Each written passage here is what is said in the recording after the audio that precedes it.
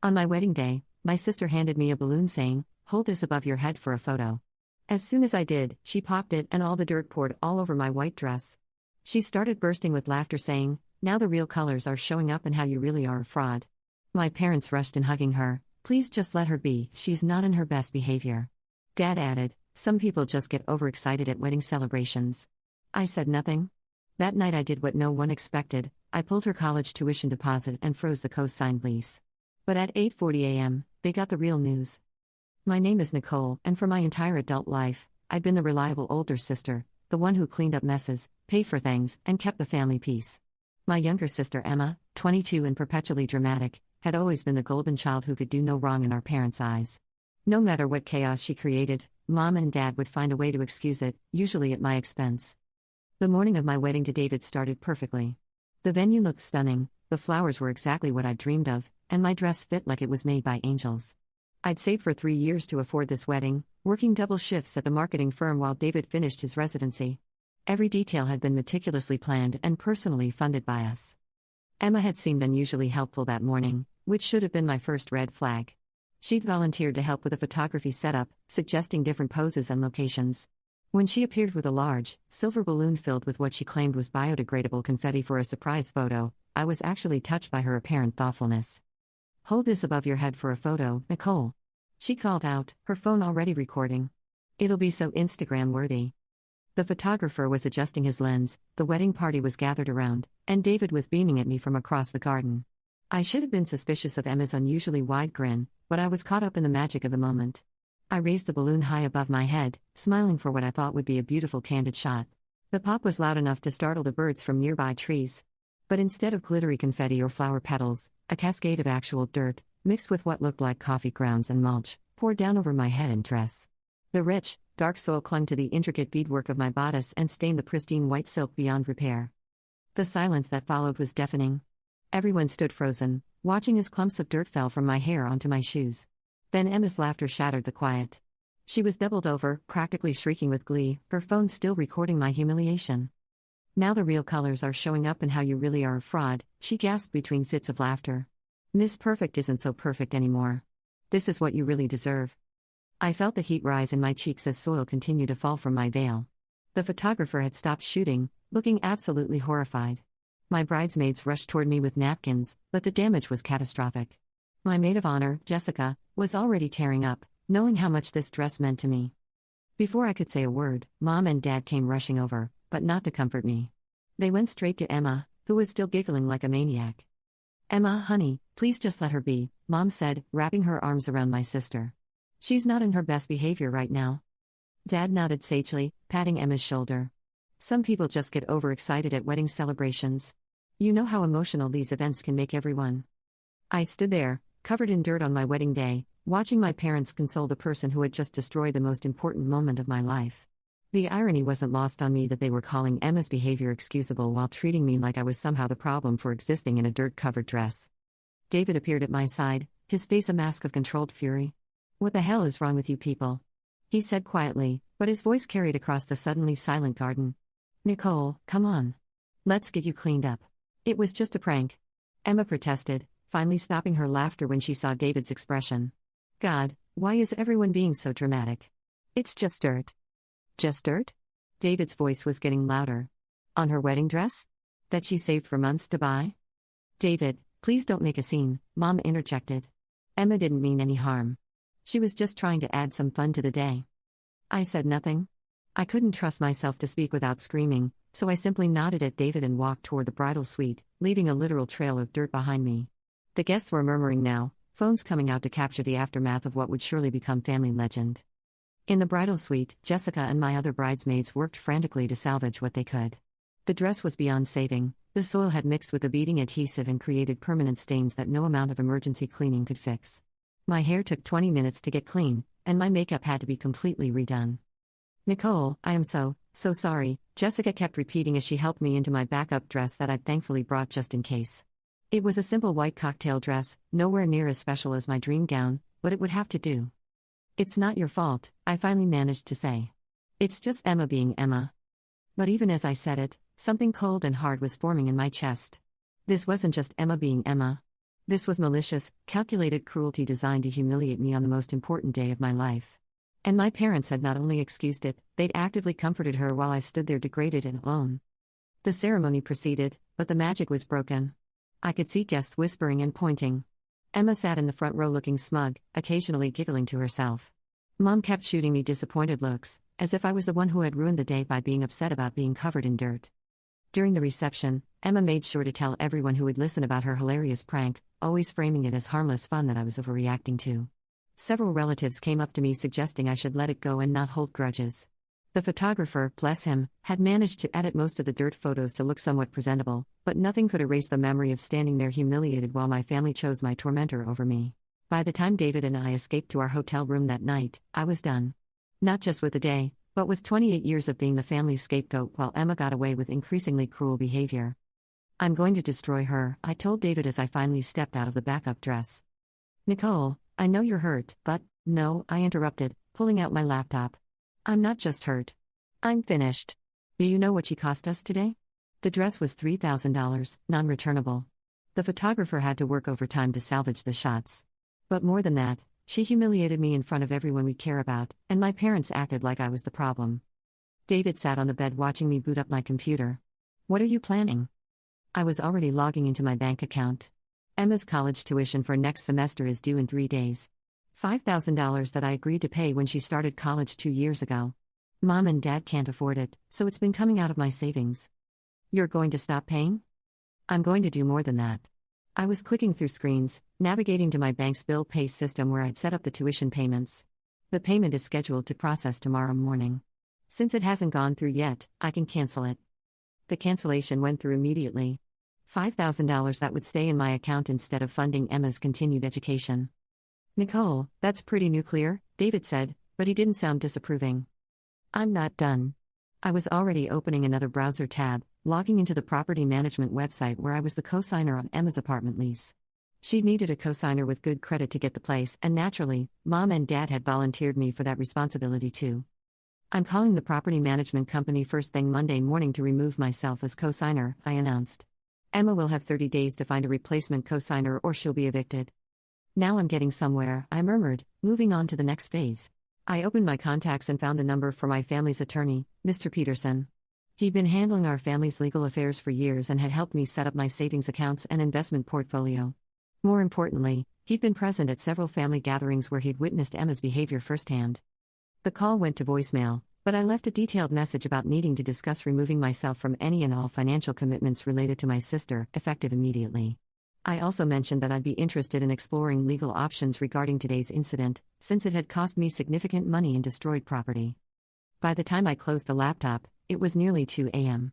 David was already asleep, but I felt more energized than I had in years.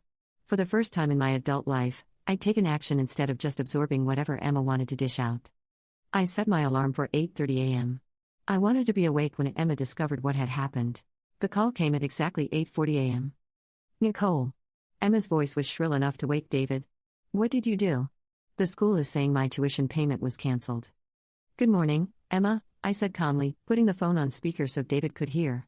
How are you feeling today? Don't play dumb with me. The bursar's office called and said my payment didn't go through. They're saying I have until Friday to pay or I'll be dropped from my classes. That's unfortunate. Nicole, this isn't funny. You can't just cancel my tuition payment. I didn't cancel your tuition payment, Emma. I canceled my tuition payment. The one I was making for you. There's a difference. There was silence on the other end, then the sound of Emma breathing heavily. You can't do this to me. Mom. Mom. I could hear my mother's voice in the background, then the phone was apparently handed over.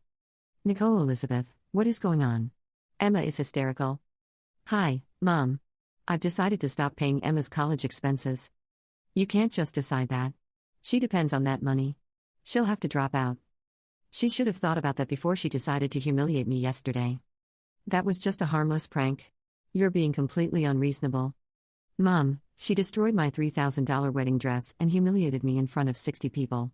You called that not her best behavior and suggested I was the one with the problem. So I've decided to stop being the family bank. Nicole, you're being vindictive and childish. I'm being financially responsible. Speaking of which, you should also know that I've frozen Emma's apartment lease. She's going to need to find a new cosigner if she wants to keep living there. The silence stretched so long I thought the call had dropped. Then Mom's voice came back, tight with fury. How dare you? You can't leave your sister homeless. I'm not leaving her homeless. I'm removing myself from financial responsibility for someone who has shown me nothing but contempt. Emma is 22 years old. It's time she learned to handle her own expenses. She can't afford her rent without a cosigner. You know that. Then maybe you and Dad should cosign for her. Although based on your credit scores, I doubt she'll qualify for anything as nice as her current place. I could hear Dad's voice in the background now, his tone escalating. Then Emma was back on the phone. You psychotic bitch. You can't ruin my life because you can't take a joke. Emma, yesterday wasn't a joke. It was a deliberate act of cruelty designed to humiliate me on my wedding day. But you're right that I'm making your life difficult. I'm actually just getting started. What do you mean? Well, I'm also calling the property management company Monday morning to remove myself as cosigner from your lease. And I'll be calling the credit card company to have myself removed as an authorized payer on your account. Oh, and I've scheduled a meeting with an accountant to calculate exactly how much money I've spent supporting you over the past 2 years. The sound that came through the phone was somewhere between a shriek and a sob. You can't do this. Actually, Emma, I can. You see, all this time you thought you were independent and grown up, but you've actually been completely dependent on me financially. I've been paying your tuition, co-signing your lease, backing your car loan, and covering your credit card overages for 2 years. Without me, you're broke. Mom won't let you do this. Mom can't stop me. All of these accounts are in my name with you as a beneficiary or secondary. I have every legal right to withdraw my support. I could hear family chaos erupting in the background. Dad was shouting something about ungrateful children, Mom was crying, and Emma was having what sounded like a complete breakdown. There is one way to avoid all of this, I said calmly into the mayhem. The noise stopped abruptly. What? Emma gasped. A public apology. Posted on social media where everyone who witnessed yesterday's incident can see it. You'll acknowledge that what you did was cruel and deliberate, apologize for ruining my wedding day, and commit to paying for the replacement of my dress. I'm not doing that. Then you'll be dropped from school on Friday, we'll need to find a new cosigner within 30 days, and we'll lose access to the credit card I've been paying for. This is blackmail. This is consequences. For the first time in your life, you're experiencing actual consequences for your actions. Nicole, please, Mom's voice was back, now pleading instead of demanding. She's your sister. You can't destroy her future over one mistake. Mom, it wasn't one mistake. It was the culmination of 22 years of Emma treating me like garbage while you and Dad made excuses for her. Yesterday she humiliated me in front of everyone I care about, and you comforted her instead of me. I'm done being the family ATM for someone who has no respect for me. What if she apologizes privately? The humiliation was public. The apology needs to be public. I could hear them conferring in hushed, urgent voices. Finally, Emma came back on the line, her voice thick with tears. What exactly do you want me to say? I want you to post on Facebook, Instagram, and Twitter. I want you to tag me and everyone who was at the wedding.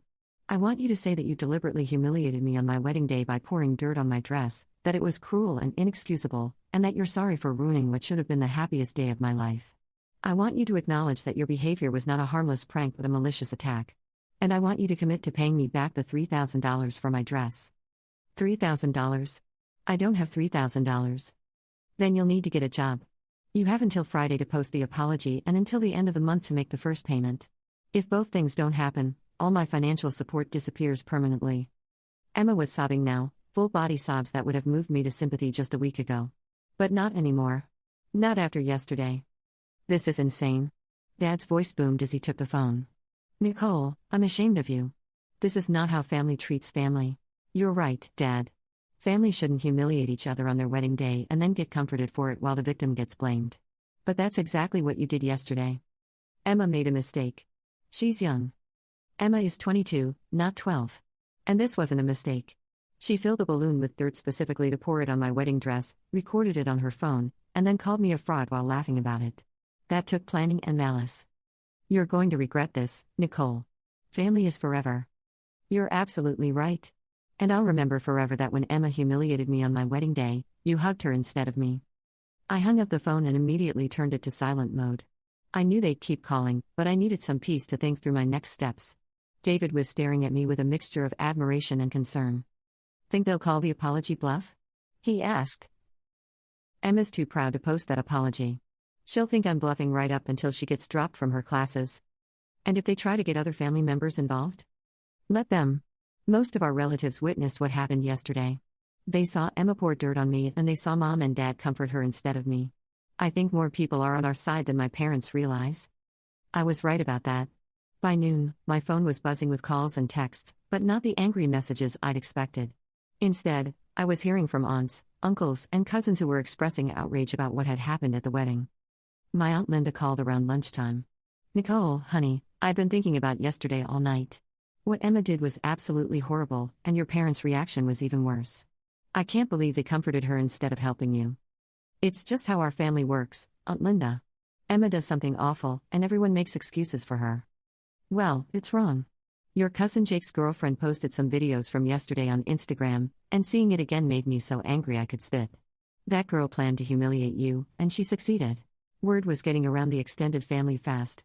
Apparently, several people had recorded Emma's prank in the aftermath, and the footage was making the rounds on family group chats. The consensus seemed to be that Emma had crossed a major line and that my parents had handled it terribly. By Wednesday, I was getting calls from family members offering to help pay for a replacement dress or contribute to a do-over wedding celebration. My grandmother called to tell me she was disgusted by Emma's behavior and proud of me for finally standing up to that spoiled little monster. Thursday morning, Emma posted the apology. It appeared simultaneously on Facebook, Instagram, and Twitter, tagged to everyone who had been at the wedding. The post was exactly what I demanded, a full acknowledgement of what she'd done, an admission that it was cruel and deliberate, an apology for ruining my wedding day, and a commitment to repay the cost of my dress. The comments were swift and brutal. Friends and family who had witnessed the incident expressed their outrage and support for me. Several people shared their own stories of Emma's cruel behavior over the years. A few of my cousins posted laughing emojis at the idea of Emma having to get a job to pay for her mistakes. But the most satisfying comment came from my maid of honor Jessica. "It's about time Emma faced consequences for her actions. Nicole deserved so much better on her wedding day." Within hours, Emma had deleted the posts, but not before dozens of people had screenshot them. The damage to her social media presence was significant. She'd essentially confessed to being a cruel, spoiled brat in front of everyone she knew. Friday morning, my phone rang at 7 a.m. "The posts are deleted." Mom's voice was frantic. "She posted them like you wanted, but then she deleted them." I saw. "That wasn't part of the deal. Nicole, please. She did what you asked." "She did what I asked, then immediately undid it. That's not fulfillment of our agreement." "But people saw it. Everyone already read it.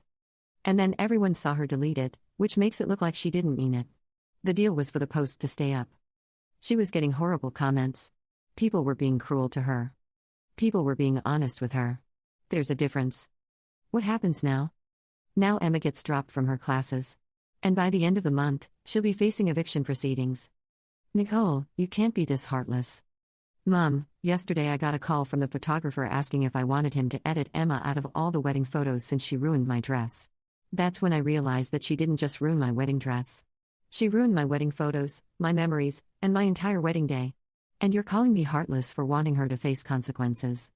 What will it take? What do you want from us? I'd been thinking about this question for days. The truth was, I wanted more than just Emma's compliance. I wanted acknowledgement of years of accumulated damage, years of being treated like a second-class citizen in my own family. "Let me tell you what I really want, Mom," I said, settling back against my pillows. "I want to understand why, when Emma poured dirt on me at my wedding, your first instinct was to comfort the person who hurt me instead of the person who was hurt. I want to understand why Dad's response to seeing his daughter humiliated was to make excuses for the person doing the humiliating. Nicole, I'm not finished. I want to understand why, when I was 16 and Emma broke my laptop out of spite, you made me share hers instead of making her replace mine. I want to understand why, when Emma crashed my car when she was 19, you suggested I should have been more careful about leaving my keys where she could find them. I want to understand why every single time Emma has hurt me, damaged my property, or caused me problems, the solution has always been for me to adjust my behavior instead of her facing consequences." The silence on the other end was deafening, but I wasn't done. 28 years of suppressed frustration was pouring out of me like water from a broken dam. "Do you remember my high school graduation party?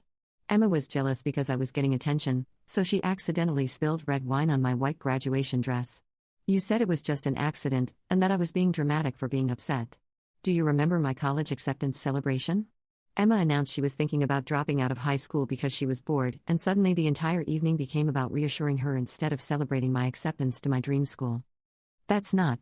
We didn't mean. What about when I got engaged? I called to tell you the good news, and within 5 minutes, you were asking if Emma could be my maid of honor even though we barely spoke to each other anymore. When I said I wanted Jessica, you said I was being exclusionary and that family should come first. But Emma's been excluding me from basic human decency for years, and nobody seems to care about that. I could hear Mom crying now, but I pressed on. The words had been building up for decades, and they needed to come out. I paid Emma's cell phone bill for 2 years because she forgot to pay it and you didn't want her service cut off.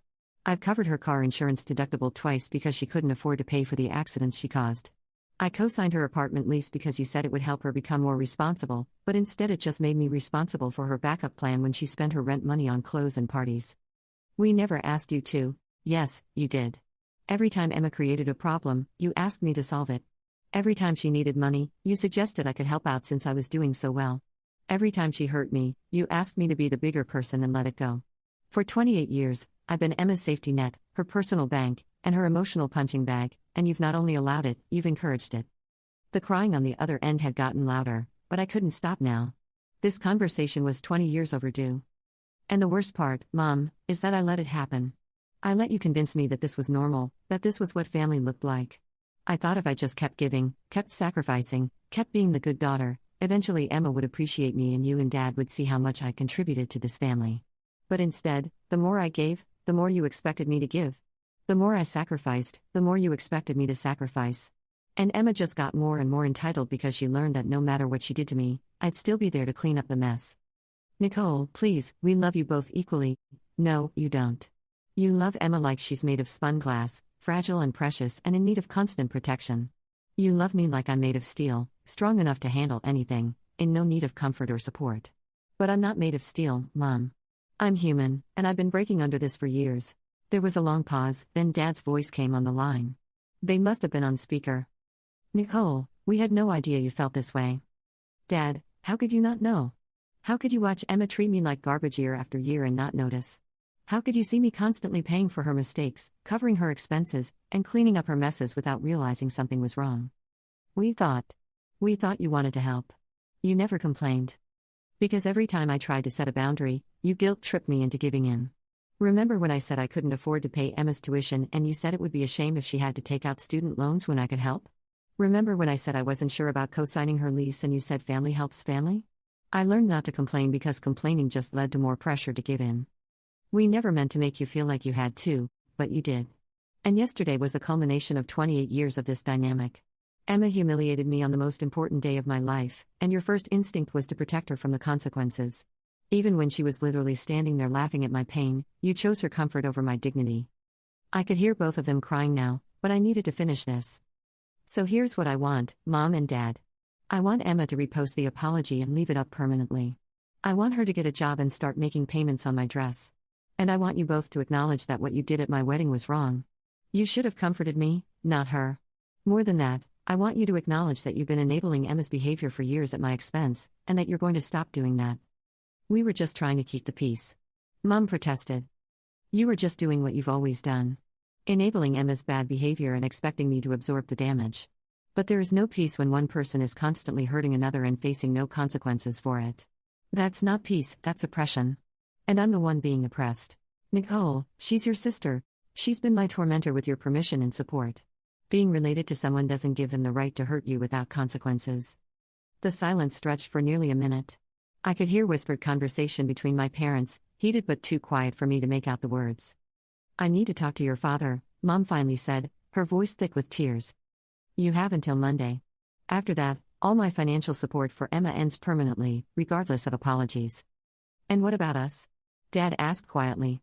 What about our relationship with you? It was a fair question, and one I'd been grappling with all week. I loved my parents, but I'd lost respect for them as protectors and advocates. They'd failed in their most basic job as parents, keeping both their children safe, and teaching them how to treat others with respect. I don't know, Dad. That depends on whether you're willing to acknowledge your role in this and make changes.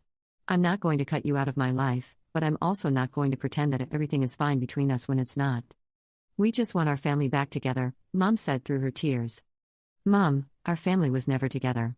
It was always Emma against me with you and Dad protecting Emma.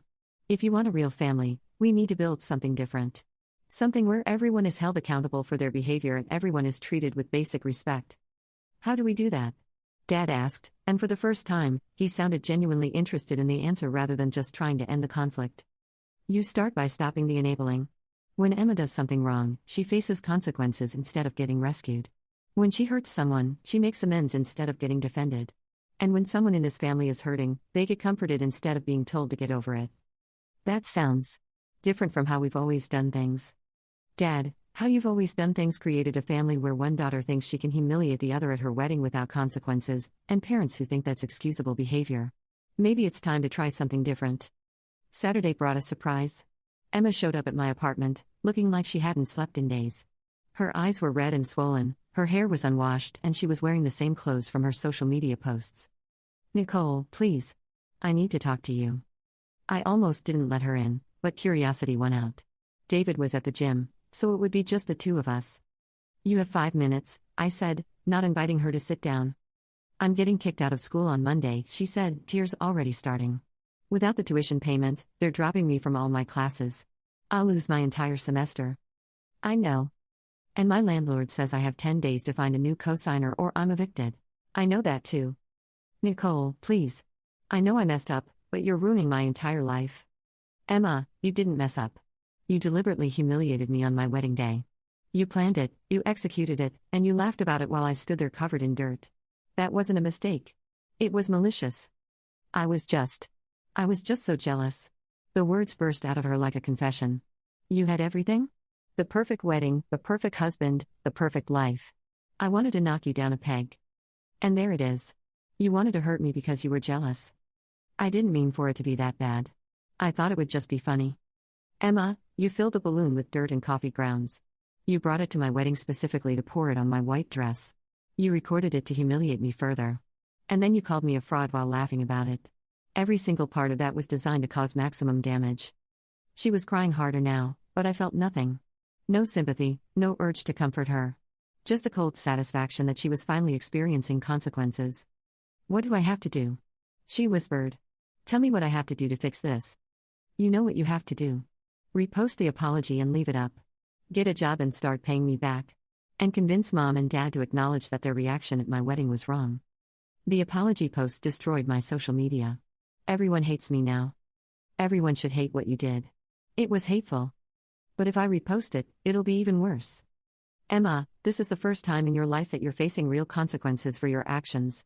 You can either handle it with grace and try to make amends, or you can keep making excuses and lose everything.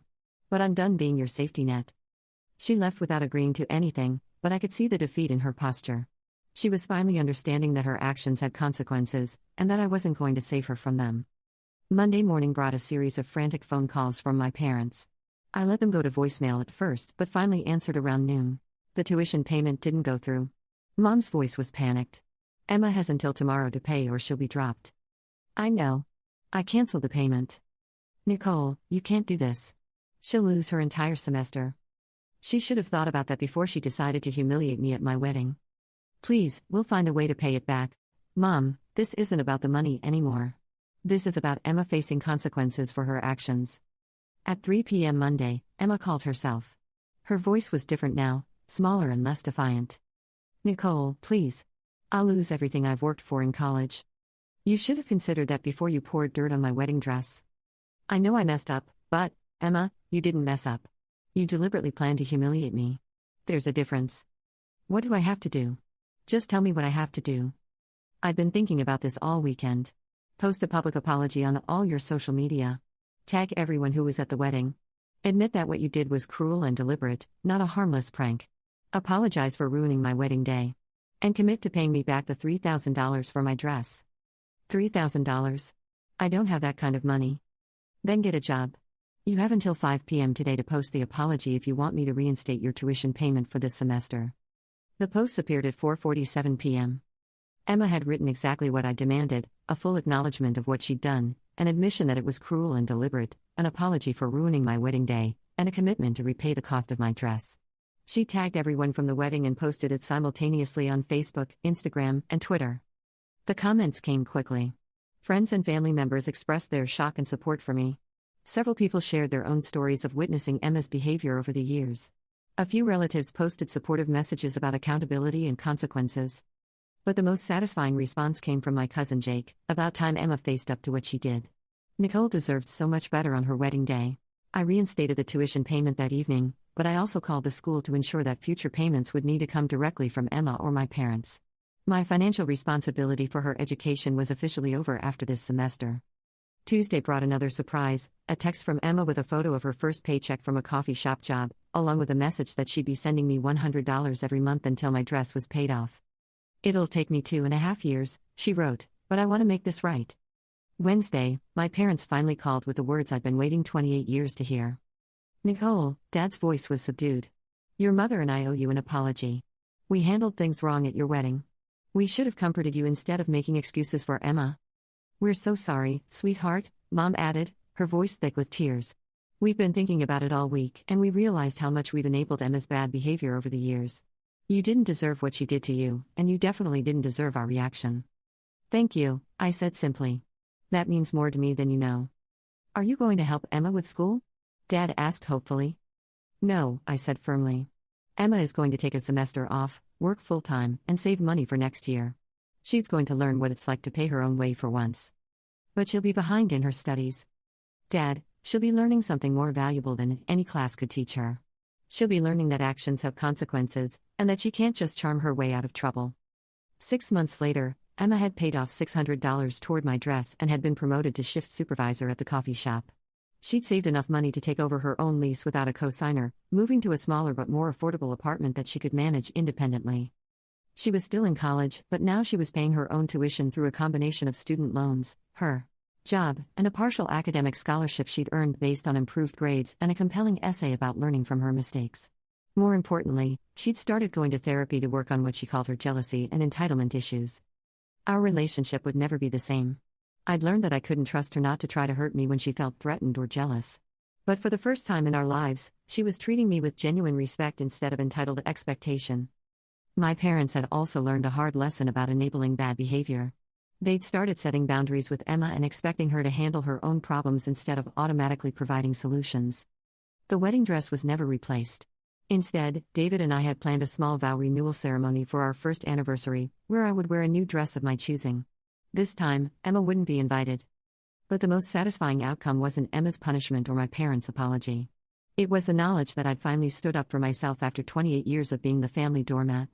I discovered that I had power I'd never used, and that sometimes the people who claim to love you need to face consequences before they'll treat you with respect. The night after Emma's apology posts went back up, David had asked me if I felt guilty about what I'd done to her. "No," I'd answered without hesitation. "I feel free." And that was the truth. For the first time in my adult life, I felt free from the obligation to absorb Emma's cruelty and my parents' enabling.